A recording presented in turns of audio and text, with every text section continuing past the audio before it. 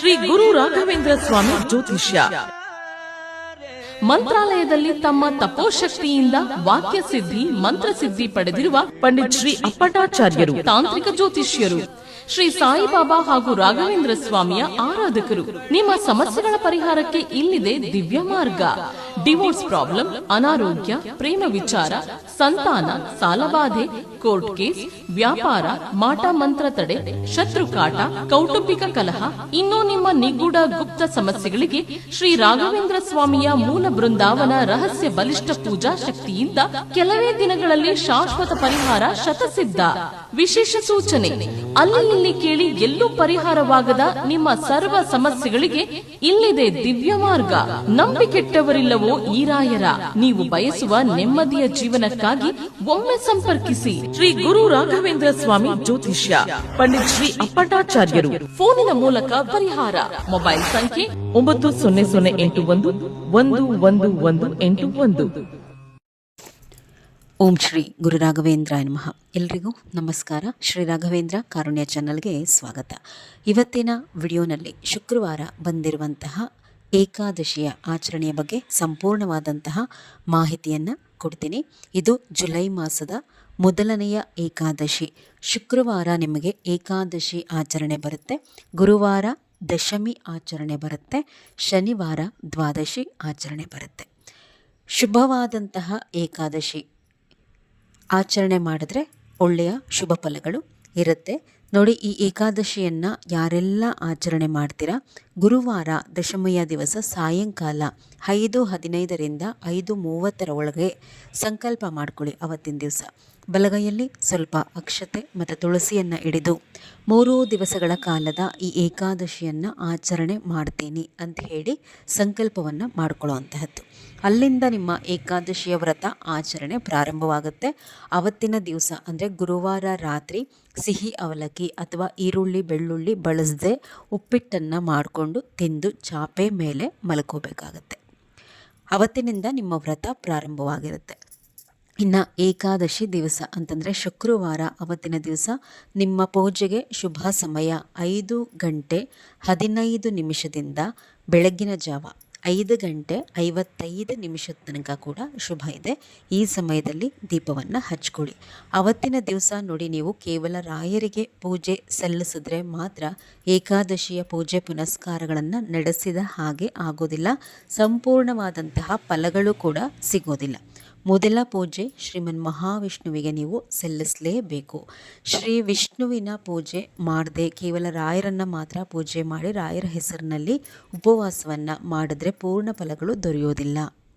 ಶ್ರೀ ವಿಷ್ಣುವಿನ ಯಾವ ಸ್ವರೂಪ ಮನೆಯಲ್ಲಿದ್ದರೂ ಕೂಡ ಆ ಫೋಟೋವನ್ನು ಒರೆಸ್ಕೋಬೇಕು.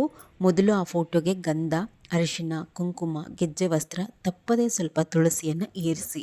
ಫೋಟೋ ಇಲ್ಲ ಅಂದರೆ ವಿಗ್ರಹ ಇದ್ದರೂ ಕೂಡ ತೊಳ್ಕೊಂಡು ನೀರಿನಲ್ಲಿ, ನನಗೆ ಹೇಳಿದ್ನಲ್ವ, ಅರಿಶಿನ, ಕುಂಕುಮ, ಗಂಧ, ತುಳಸಿ ತಪ್ಪದೇ ಏರಿಸಬೇಕು. ಇದಾದ ಮೇಲೆ ಫೋಟೋ ಇದ್ದರೆ ಫೋಟೋ ಅಥವಾ ವಿಗ್ರಹದ ಅಕ್ಕಪಕ್ಕ 2 ಮಣ್ಣಿನ ದೀಪ ಇಟ್ಟು ಸ್ವಲ್ಪ ತುಪ್ಪ ಹಾಕಿ ಉದ್ದ ಬತ್ತಿಗಳನ್ನು ಹಾಕಿ ಹಚ್ಕೊಳ್ಳೋದಕ್ಕೆ ತಯಾರಿ ಮಾಡ್ಕೊಳ್ಳಿ. ಇನ್ನು ರಾಯರ ಪೂಜೆ ಅಂತ ಹೇಳಿ ಬಂದಾಗ ಏಕಾದಶಿಯ ದಿವಸ ರಾಯರಿಗೆ ಕೇವಲ ಗಂಧ ಮತ್ತು ತುಳಸಿ, ಯಾವುದೇ ಕಾರಣಕ್ಕೂ ಉದ್ಧರಣೆಯಲ್ಲೂ ಕೂಡ ಏಕಾದಶಿ ದಿವಸ ರಾಯರ ಮುಂದೆ ನೀರು ಕೂಡ ಇಡಬೇಡಿ. ರಾಯರು ನಿರ್ಜಲವಾದಂತಹ ಉಪವಾಸ ಶ್ರೀಹರಿಯ ಹೆಸರಿನಲ್ಲಿ ಇರ್ತಾರೆ. ನೀರು ಕುಡಿಯದ ಹಾಗೆ ರಾಯರು ಉಪವಾಸವನ್ನು ಮಾಡ್ತಾರೆ. ಹಾಗಾಗಿ ನಾವು ನೀರು ಕೂಡ ರಾಯರ ಎದುರುಗಡೆ ಇಡಲಿಕ್ಕೆ ಹೋಗಬಾರ್ದು. ರಾಯರಿಗೆ ತುಳಸಿಯನ್ನು ಹಾಕಿ ಅವತ್ತಿನ ದಿವಸ ಮಣ್ಣಿನ ದೀಪ, 2 ಮಣ್ಣಿನ ದೀಪಕ್ಕೆ ಉದ್ದ ಬತ್ತಿಯನ್ನು ಹಾಕ್ಕೊಂಡು ತುಪ್ಪವನ್ನು ಹಾಕಿ ಹಚ್ಕೊಳ್ಳೋದಕ್ಕೆ ಸಿದ್ಧ ಮಾಡ್ಕೊಳ್ಳಿ. ಏಕಾದಶಿ ದಿವಸ ತುಳಸಿ ಬೇಕಾಗುತ್ತೆ ಅಂತ ಹೇಳಿ ಏಕಾದಶಿ ದಿವಸ ತುಳಸಿ ಕೀಳಬೇಡಿ. ಆದಷ್ಟು ಹೆಣ್ಮಕ್ಳು ತುಳಸಿ ಕೀಳೋದು ಬೇಡ. ಯಾರಾದರೂ ಗಂಡು ಮಕ್ಕಳಿದ್ರೆ ತುಳಸಿಯನ್ನು ಕೀಳಿಸಿ ಹಿಂದಿನ ದಿವಸ ಇಟ್ಕೊಳ್ಳೋ ಅಂತಹದ್ದನ್ನು ಮಾಡಿ. ಏಕಾದಶಿ ದಿವಸ ತುಳಸಿ ಗಿಡಕ್ಕೆ ನೀರು ಹಾಕಬಾರ್ದು. ಕೇವಲ ಅರಿಶಿನ ಕುಂಕುಮ ಹಚ್ಚಿ ಒಂದು ಹೂ ಇಟ್ಟು ಒಂದು ದೀಪವನ್ನು ಮೊದಲು ಹಚ್ಚಿ ದೇವರ ಮನೆ ಒಳಗಡೆ ನಿಮ್ಮ ಕುಲದೇವರನ್ನು ಸ್ಮರಣೆ ಮಾಡಿಕೊಂಡು ದೀಪವನ್ನು ಹಚ್ಚಿ, ಇದಾದ ಮೇಲೆ ಶ್ರೀ ವಿಷ್ಣುವಿನ ನಾಮಸ್ಮರಣೆಯನ್ನು ಮಾಡ್ತಾ, ಅಂದರೆ ಓಂ ನಮೋ ನಾರಾಯಣಾಯ ನಮಃ ಅಂತ ಹೇಳಿ ಹೇಳ್ತಾ ದೀಪವನ್ನು ಹಚ್ಕೊಂಡು ರಾಯರ ಸ್ಮರಣೆ ಮಾಡಿ ರಾಯರ ಎದುರುಗಡೆ ಇರುವಂತಹ ಮಣ್ಣಿನ ದೀಪವನ್ನು ಹಚ್ಕೊಳ್ಳಿ. ಇದಾದಮೇಲೆ ಮತ್ತೆ ನೀವು ಸಂಕಲ್ಪ ಮಾಡ್ಕೋಬೇಕು. ಅಂದರೆ ಏನು ಕಷ್ಟಗಳನ್ನ ಅನುಭವಿಸ್ತಾ ಇದ್ದೀರಾ ನೀವು, ಅಥವಾ ನಿಮ್ಮ ಮನೆಯಲ್ಲಿ ಎಲ್ರಿಗೂ ಕೂಡ ಏನಾದರೂ ಒಂದೊಂದು ಇಚ್ಛೆ ಇದ್ದೇ ಇರುತ್ತೆ ಮನಸ್ಸಿನಲ್ಲಿ. ಯಾರ್ಯಾರ ಮನಸ್ಸಿನ ಕಾಮನೆಗಳೇನೇನಿದೆ ಎಲ್ಲವನ್ನ ಶ್ರೀ ವಿಷ್ಣುವಿಗೂ ಮತ್ತು ರಾಯರಿಗೂ ಇಬ್ಬರೂ ಕೂಡ ಹೇಳಿಕೊಂಡು, ಏನೇನೆಲ್ಲ ಮನೆಯಲ್ಲಿ ಕಷ್ಟ ಕಾರ್ಪಣ್ಯಗಳಿದೆ ಅದನ್ನು ಕೂಡ ಕೇಳಿಕೊಂಡು ಇದೆಲ್ಲ ನಿವಾರಣೆ ಮಾಡಿ, ಹೀಗಾಗಿ ಇದೆಲ್ಲ ನಿವಾರಣೆ ಆಗಲಿ ಅಂತ ಹೇಳಿ ನಾನು ಏಕಾದಶಿ ಉಪವಾಸವನ್ನು ಆಚರಣೆ ಮಾಡ್ತಾ ಇದ್ದೀನಿ. ಏಕಾದಶಿ ಉಪವಾಸಕ್ಕೆ ಯಾವುದೇ ಭಂಗವಾಗದ ಹಾಗೆ ಸಂಪೂರ್ಣವಾಗಲಿ ಅಂತ ಹೇಳಿ ಆಶೀರ್ವಾದ ಮಾಡಿ, ಜೊತೆಯಲ್ಲಿ ನನ್ನ ಕಷ್ಟಗಳನ್ನು ಕಳೀರಿ ಅಂತ ಹೇಳಿ ಪ್ರಾರ್ಥನೆ ಮಾಡಿಕೊಂಡು ಆ ಅಕ್ಷತೆ ಏನಿರುತ್ತಲ್ವ ಅದನ್ನು ಶ್ರೀಮನ್ ಮಹಾವಿಷ್ಣುವಿನ ಬಳಿಗೆ ಹಾಕಿಬಿಡಿ, ರಾಯರ ಬಳಿಗೆ ಸ್ವಲ್ಪ ಹಾಕಿ. ಇದಾದ ಮೇಲೆ ಅಗರಬತ್ತಿಯಿಂದ ಧೂಪವನ್ನು ತೋರಿಸಿ ಅವತ್ತಿನ ದಿವಸ 5 ಬೆಟ್ಟದ ನೆಲ್ಲಿಕಾಯಿಯಿಂದ ವಿಷ್ಣುವಿಗೆ ದೀಪಾರಾಧನೆಯನ್ನು ಮಾಡಿ. ಹಿಂದಿನ ದಿವಸ ತಂದಿಟ್ಕೊಳ್ಳಿ ಬೆಟ್ಟದ ನೆಲ್ಲಿಕಾಯಿಯನ್ನು, ಸಿಗುತ್ತೆ ಈಗ ಎಲ್ಲ ಕಡೆ ಸಿಗುತ್ತೆ. ಅದನ್ನು ಫಸ್ಟು ತೊಳೆದು ಒಂದು ಬಟ್ಟೆನಲ್ಲಿ ಒರೆಸಿಟ್ಕೊಳ್ಳಿ. ಒಂದು ತಟ್ಟೆ ಅಂದರೆ ದೇವರ ಮನೆಯಲ್ಲಿ ಮಾತ್ರ ಬಳಸುವಂತಹ ತಟ್ಟೆಗೆ ಫಸ್ಟ್ ಸ್ವಲ್ಪ ಅಕ್ಷತೆ ಹಾಕಿ ಆ ಬೆಟ್ಟದ ನೆಲ್ಲಿಕಾಯಿಗಳನ್ನ ತೊಟ್ಟು ಮೇಲ್ಭಾಗಕ್ಕೆ ಬರಬೇಕು. ಆ ರೀತಿ ಇಟ್ಟು ಬೆಟ್ಟದ ನೆಲ್ಲಿಕಾಯಿನ ಕರೆಕ್ಟಾಗಿ ಕುತ್ಕೊಂಡಿಲ್ಲ ಅಂಥೇಳಿ ಚಾಕುನಲ್ಲೆಲ್ಲ ಕಟ್ ಮಾಡೋದು, ಅಥವಾ ಮೇಲ್ಗಡೆ ಬತ್ತಿ ಇಡಲಿಕ್ಕೆ ಸರಿ ಹೋಗಲಿ ಅಂತೇಳಿ ಮೇಲ್ಗಡೆ ಭಾಗ ಕಟ್ ಮಾಡೋದು ಎಲ್ಲ ಮಾಡಬೇಡಿ. ಚಾಕುಯಿಂದ ಯಾವುದೇ ಕಾರಣಕ್ಕೂ ಅದನ್ನು ಕಟ್ ಮಾಡಿ ಅದರ ಮೇಲೆ ದೀಪ ಹಚ್ಚಬಾರ್ದು. ಹೇಗಾದರೂ ಇರಲಿ ಹಾಗೆ ಇಟ್ಬಿಟ್ಟು ಎಲ್ಲ ಬೆಟ್ಟದ ನೆಲ್ಲಿಕಾಯಿಗೆ ಸ್ವಲ್ಪ ಅರಿಶಿನ ಕುಂಕುಮ ಇಟ್ಟು ಒಂದೊಂದು ಬೆಟ್ಟದ ನೆಲ್ಲಿಕಾಯಿ ಮೇಲೆ 2 ತುಪ್ಪದಲ್ಲಿ ನೆನೆಸಿದಂತಹ ಹೂಬತ್ತಿಗಳನ್ನ ಇಟ್ಕೊಂಡು ಒಂದೊಂದು ಹೂ ಇಟ್ಟು ಅಲಂಕಾರ ಮಾಡ್ಕೊಳ್ಳಿ. ಊದ್ಗಡ್ಡೆಯಿಂದ ಹಚ್ಚಿ, ಇಲ್ಲಾಂದರೆ ಒಂದು 2 ಬತ್ತಿಯನ್ನು ಹಚ್ಚಿ, ಬೆಂಕಿಗಡ್ಡಿಯಲ್ಲಿ ಹಚ್ಚಬೇಡಿ. ಈ ದೀಪಗಳು ಉರಿತಾ ಇರುವಂತಹ ಸಂದರ್ಭದಲ್ಲಿ ಸಂಪೂರ್ಣವಾಗಿ ವಿಷ್ಣು ಸಹಸ್ರನಾಮ ಪಾರಾಯಣ ಮಾಡಿ. ನೀವು ವಿಷ್ಣು ಸಹಸ್ರನಾಮ ಪೂರ್ತಿ ಹೇಳ್ಕೊಳ್ಳೋವರೆಗೂ ದೀಪಗಳು ಉರಿತಾನೆ ಇರೋದಿಲ್ಲ. ಒಂದು 5-10 ನಿಮಿಷ ಉರಿದು ನಂದು ಹೋಗುತ್ತೆ, ತೊಂದರೆ ಇಲ್ಲ. ನೀವು ವಿಷ್ಣು ಸಹಸ್ರನಾಮ ಸಂಪೂರ್ಣವಾಗಿ ಪಾರಾಯಣ ಮಾಡಿಕೊಂಡು ರಾಯರ ಅಷ್ಟೋತ್ತರವನ್ನು ಹೇಳ್ಕೊಳ್ಳಿ, ಅಕ್ಷರ ಮಾಲಿಕಾ ಸ್ತೋತ್ರವನ್ನು ಹೇಳ್ಕೊಳ್ಳಿ. ಏಕಾದಶಿಯ ದಿವಸ ರಾಯರ ಗಾಯತ್ರಿ ಮಂತ್ರವನ್ನು ಹೇಳ್ಕೋಬಾರ್ದು, ಹೇಳ್ಕೊಳ್ಳಿಕ್ಕೆ ಹೋಗಬೇಡಿ. ಏಕಾದಶಿ ದಿವಸ ಅಷ್ಟೋತ್ತರ ಅಕ್ಷರ ಮಾಲಿಕಾ ಸ್ತೋತ್ರ ಸಾಕಾಗತ್ತೆ. ಇದೆಲ್ಲ ಮುಗಿದ ಮೇಲೆ ವಿಷ್ಣುವಿಗೆ ಏನಾದರೂ ಹಣ್ಣುಗಳನ್ನ ನೈವೇದ್ಯ ಇಡಿ, ವಿಷ್ಣುವಿಗೆ ಮಾತ್ರ. ರಾಯರಿಗೂ ಏನು ಕೂಡ ನೈವೇದ್ಯ ಇಡ್ಲಿಕ್ಕೆ ಹೋಗಬೇಡಿ. ಇನ್ಯಾವುದೇ ದೇವರಿಗೂ ಕೂಡ ಯಾವ ಹಣ್ಣುಗಳನ್ನು ಕೂಡ ನೈವೇದ್ಯ ಇಡುವಂತಹದ್ದು ಅವತ್ತಿನ ದಿವಸ ಬೇಡ. ಇದೆಲ್ಲ ಆದ ಮೇಲೆ 2 ತುಪ್ಪದ ಬತ್ತಿಯಿಂದ ಆರತಿ ಕೊಟ್ಬಿಟ್ಟು ಮಹಾಮಂಗಳಾರತಿಯನ್ನು ಮಾಡ್ಕೊಳ್ಳಿ. ಯಾರೆಲ್ಲ ಉಪವಾಸವಿರ್ತೀರಾ ಹೆಂಗಸರು ಸೀರೆಯಲ್ಲೇ ಸಂಪೂರ್ಣವಾಗಿ ಅವತ್ತಿನ ದಿವಸ ಕಳ್ಳೀರಿ. ನೈಟಿಗಳನ್ನೆಲ್ಲ ಹಾಕ್ಕೊಳ್ಳಿಕ್ಕೆ ಹೋಗಬೇಡಿ ಉಪವಾಸ ಇರುವಂತಹವರು. ಇನ್ನು ಉಪವಾಸ ಇರುವಂತಹವರು ಎಲ್ಲ ವಿಡಿಯೋಸಲ್ಲೂ ಹೇಳ್ಕೊಟ್ಟಿರ್ತೀನಿ. ಸಂಪೂರ್ಣವಾಗಿ ಆರೋಗ್ಯ ಸರಿ ಇದೆ ಅನ್ನುವಂತಹ ಗಂಡಸರು ನೀರು ಕುಡಿದಲೇ ಕೇವಲ ಉಪವಾಸವನ್ನು ಹಾಗೆ ಮಾಡಬಹುದು, ನಿರ್ಜಲ ಉಪವಾಸ. ಇಲ್ಲ ಆರೋಗ್ಯ ಸರಿ ಇಲ್ಲ ಅನ್ನುವಂಥವರು ಹಾಲು ಹಣ್ಣು ನೀರು ತಗೋಬಹುದು. ಹೆಣ್ಮಕ್ಳು ನೀರು ಕುಡಿಬಹುದು, ಹಾಲು ಹಣ್ಣು ತಗೋಬಹುದು. ನೀರು ಕುಡಿದಲೇ ಉಪವಾಸ ಮಾಡಲಿಕ್ಕೆ ಹೋಗಬೇಡಿ. ಅವತ್ತಿನ ದಿವಸ ರಾತ್ರಿ, ಏಕಾದಶಿಯ ದಿವಸ ರಾತ್ರಿ 8 ಗಂಟೆ ತನಕ ಉಪವಾಸ ಇದ್ದು ಅದಾದ ನಂತರ ನೀವು ಸಿಹಿ ಅವಲಕ್ಕಿನೋ ಅಥವಾ ಉಪ್ಪಿಟ್ಟನ್ನು ತಿನ್ನಬಹುದು. ಇಲ್ಲ ನಾವು ಅವತ್ತಿನ ದಿವಸ ಕೂಡ ನಾವೇನೂ ತಿನ್ನೋದಿಲ್ಲ, ದ್ವಾದಶಿ ಪೂಜೆ ನೆರವೇರಿಸಿ ಶನಿವಾರ ನಾವು ತಿನ್ನುತ್ತೀವಿ ಅನ್ನುವಂತಹದ್ದೇ ಶ್ರೇಷ್ಠ. ಅಂದರೆ ಅವತ್ತಿನ ದಿವಸ ಪೂರ್ತಿ ಹಾಲು ಹಣ್ಣಿನಲ್ಲಿ ಕಳೆದು ದ್ವಾದಶಿ ಪಾರಣೆ ನಂತರ ನಾವು ಆಹಾರ ತಗೊಳ್ಳುವಂತಹದ್ದು ಶ್ರೇಷ್ಠ. ಆಗೋದಿಲ್ಲ, ಇತ್ತೀಚಿನ ಕಾಲದಲ್ಲಿ ಆಗೋದೇ ಇಲ್ಲ. ಹೀಗಾಗಿ ಆಗೋದಿಲ್ಲ ಅನ್ನುವಂತಹವರು ಗಂಡಸರು ಮತ್ತು ಹೆಂಗಸರು ರಾತ್ರಿ 8 ಗಂಟೆ ನಂತರ ನೀವು ಅವಲಕ್ಕಿಯನ್ನು ಇಲ್ಲ ಅಂತಂದರೆ ಉಪ್ಪಿಟ್ಟನ್ನು ಮಾಡ್ಕೊಂಡು ತಿನ್ನಬಹುದು. ಉಪ್ಪಿಟ್ಟಿಗೆ ಈರುಳ್ಳಿ, ಹಸಿರು ಮೆಣಸಿನ್ಕಾಯಿ, ಕಡಲೆಬೇಳೆ, ಉದ್ದಿನಬೇಳೆ ಅದೆಲ್ಲ ಏನೂ ಹಾಕ್ಕೊಳ್ಳಿಕ್ಕೆ ಹೋಗಬೇಡಿ. ಅವತ್ತು ಕೂಡ ಚಾಪೆ ಮೇಲೆ ಮಲ್ಕೊಂಡು ಏಕಾದಶಿಯ ವ್ರತವನ್ನು ನೀವು ಮುಗಿಸ್ಕೋಬೇಕಾಗತ್ತೆ. 8 ಗಂಟೆವರೆಗೂ ಇರಲಿಕ್ಕೆ ಆಗೋದಿಲ್ಲ, ಅನಾರೋಗ್ಯದ ಸಮಸ್ಯೆಗಳಿದೆ ಅನ್ನುವಂಥವರು ಮಧ್ಯಾಹ್ನ 12 ಗಂಟೆ ಸಂಜೆ 4 ಗಂಟೆಗೆ ಕೂಡ ಉಪವಾಸ ಬಿಡಬಹುದು. ಪೂರ್ಣ ಫಲ ಇರೋದಿಲ್ಲ.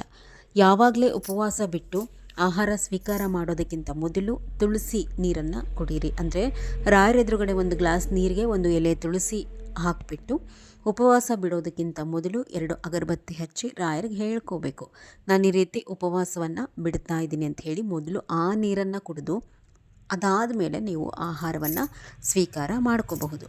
ಇನ್ನು ಶನಿವಾರ ನಿಮಗೆ ದ್ವಾದಶಿ ಆಚರಣೆ ಬರುತ್ತೆ. ಮತ್ತು ಯಥಾಶಕ್ತಿ ಅವತ್ತಿನ ದಿವಸ ಬೆಳಗ್ಗೆ ಬೇಗ ಎದ್ದು ನೆಲ ಎಲ್ಲ ಒರೆಸ್ಕೋಬೇಕು. ಮತ್ತೆ ಏನು ಫೋಟೋ ಒರೆಸ್ಕೊಳ್ಳೋ ಅಗತ್ಯ ಇಲ್ಲ ಹಾಗೂ ಒರೆಸ್ಕೋತೀನಿ ಅಂತಂದರೆ ರಾಯರ ಫೋಟೋ, ಶ್ರೀ ವಿಷ್ಣುವಿನ ಫೋಟೋ ಒರೆಸಿ ಮತ್ತು ಗಂಧ ಎಲ್ಲ ಸಮರ್ಪಣೆ ಮಾಡಿ ತಪ್ಪದೆ ತುಳಸಿ ಇಟ್ಟು, ಏಕಾದಶಿಯ ದಿವಸ ಹೇಗೆ ಮಣ್ಣಿನ ದೀಪಗಳಿಗೆ ತುಪ್ಪವನ್ನು ಹಾಕಿ ಹಚ್ಕೊಂಡಿರ್ತೀರ ವಿಷ್ಣುವಿನ ಮುಂದೆ, ರಾಯರ ಮುಂದೆ, ಅದೇ ರೀತಿ ಹಚ್ಕೊಂಡು ಶನಿವಾರ ಕೂಡ ವಿಷ್ಣುವಿನ ಅಷ್ಟೋತ್ತರ, ರಾಯರ ಅಷ್ಟೋತ್ತರವನ್ನು ಹೇಳಿ ಅವತ್ತಿನ ದಿವಸ ಏನಾದರೂ ನೈವೇದ್ಯ ಸಮೇತ ಪೂಜೆಯನ್ನು 6 ಗಂಟೆ 15 ನಿಮಿಷದಿಂದ 6:30 ಒಳಗಡೆ ಮುಗಿಸ್ಬಿಡಬೇಕು. ಅಂದರೆ ಏನು ನೈವೇದ್ಯ ಇಡ್ತಿರೋ ಇಟ್ಟು ಮಹಾಮಂಗಳಾರತಿಯನ್ನು 6:30 ಒಳಗಡೆ ಮುಗಿಸ್ಕೊಳ್ಳಿ. ನೀವು 8 ಗಂಟೆ ನಂತರ ಆಹಾರವನ್ನು ತೆಗೆದುಕೊಳ್ಬಹುದು. ಅವತ್ತಿನ ದಿವಸ ಕೂಡ ಮಧ್ಯಾಹ್ನ ನಿದ್ದೆ ಮಾಡೋ ಹಾಗಿಲ್ಲ. ದ್ವಾದಶಿ ದಿವಸ ಕೂಡ ಮಧ್ಯಾಹ್ನ ನಿದ್ದೆ ಮಾಡೋ ಹಾಗಿಲ್ಲ. ಅವತ್ತಿನ ದಿವಸ ಏಕಾದಶಿಯ ಸಂಪೂರ್ಣ ಫಲ ಬೇಕು ಅಂತಂದರೆ ಈರುಳ್ಳಿ ಬೆಳ್ಳುಳ್ಳಿನ ನೀವು ಯಾರು ವ್ರತ ಆಚರಣೆ ಮಾಡಿರ್ತೀರಲ್ಲ ಅವರು ಮಾತ್ರ ಬಳಸಲಿಕ್ಕೆ ಹೋಗಬೇಡಿ. ತುಂಬ ಒಳ್ಳೆ ಫಲಗಳಿರುತ್ತೆ. ದ್ವಾದಶಿ ದಿವಸ ಕೂಡ ಈರುಳ್ಳಿ ಬೆಳ್ಳುಳ್ಳಿ ಬಿಟ್ಟರೆ ಇಲ್ಲ ಆಗೋದಿಲ್ಲ ಅನ್ನೋಂಥವರು ಮಾಮೂಲಿ ಅಡುಗೆ ಮಾಡಿಕೊಂಡು ಊಟವನ್ನು ಮಾಡ್ಕೋಬಹುದು. ಮತ್ತು ಏಕಾದಶಿದು ವ್ರತ ಕಥೆಯನ್ನು ಕೇಳಿ ನೀವು ಸ್ತೋತ್ರ ಎಲ್ಲ ಹೇಳ್ಕೊತಿರಲ್ವ, ರಾಯರದು ವಿಷ್ಣುವಿನ ಸ್ತೋತ್ರ ಎಲ್ಲ ಹೇಳ್ಕೊಂಡಾದಮೇಲೆ ಮೊಬೈಲ್ನಲ್ಲಿ ಹಾಕ್ಕೊಂಡು ಯಾವುದಾದ್ರೂ ಒಂದು ಏಕಾದಶಿಯ ವ್ರತಕಥೆಯನ್ನು ಕೇಳಿ, ಇಲ್ಲ ಏಕಾದಶಿಗೆ ಸಂಬಂಧಪಟ್ಟಂತೆ ವ್ರತದ ಪುಸ್ತಕಗಳಿದ್ದರೆ ನಿಮ್ಮಲ್ಲಿ ಆ ವ್ರತ ಕಥೆದು ಆ ಕಥೆಗಳನ್ನು ಓದ್ಕೊಳ್ಳಿ. ಒಂದಾದರೂ ಕತೆ ಓದ್ಕೊಂಡ್ರೆ ತುಂಬ ಒಳ್ಳೆಯದು. ಇಲ್ಲ ಆ ಸಮಯದಲ್ಲಿ ಆಗಲಿಲ್ಲ ಅಂತಂದರೆ ಅಟ್ಲೀಸ್ಟ್ ಕೆಲಸ ಎಲ್ಲ ಮುಗಿಸಿ ಒಂದು ಒಳ್ಳೆ ಜಾಗದಲ್ಲಿ ಕೂತ್ಕೊಂಡು ನೀವು ಉಪವಾಸ ಇರ್ತೀರಲ್ವ, ಆಗ ಕೂಡ ನೀವು ಏಕಾದಶಿಯ ವ್ರತಕಥೆಯನ್ನು ಕೇಳೋವಂತಹದ್ದು, ಓದುವಂತಹದ್ದು ಮಾಡಬೇಕು. ಏಕಾದಶಿಯ ದಿವಸ ಪೂರ್ತಿ ನೀವು ಭಗವನ್ ನಾಮ ಸ್ಮರಣೆಯಲ್ಲಿ ಕಳೀರಿ. ಕಾಡು ಹರಟೆ ಹೊಡೆಯುವಂತಹದ್ದು, ಅನಾವಶ್ಯಕವಾಗಿ ಮಾತಾಡುವಂತಹದ್ದು, ಅವ್ರವ್ರ ಮನೆಗೆ ಹೋಗುವಂತಹದ್ದು ಮಾಡಲಿಕ್ಕೆ ಹೋಗಬೇಡಿ. ಎಷ್ಟು ಮಡಿಯಿಂದ ಎಷ್ಟು ಭಕ್ತಿಯಿಂದ ಏಕಾದಶಿ ಆಚರಿಸ್ತೀರ ಅಷ್ಟು ಬೇಗ ಕಷ್ಟಗಳು ಕಳೆದು ನಿಮ್ಮ ಮನಸ್ಸಿನಲ್ಲಿ ಏನು ಸಂಕಲ್ಪ ಮಾಡ್ಕೊಂಡಿರ್ತೀರ ಅವು ಈಡೇರುತ್ತೆ. ಎಲ್ರಿಗೂ ಕೂಡ ರಾಯರು ಒಳ್ಳೇದು ಮಾಡಲಿ ಅಂತ ಹೇಳಿ ಕೇಳ್ಕೊತ ಈ ವಿಡಿಯೋವನ್ನು ಮುಗಿಸ್ತಾ ಇದ್ದೀನಿ. ನಮಸ್ಕಾರ ಎಲ್ರಿಗೂ.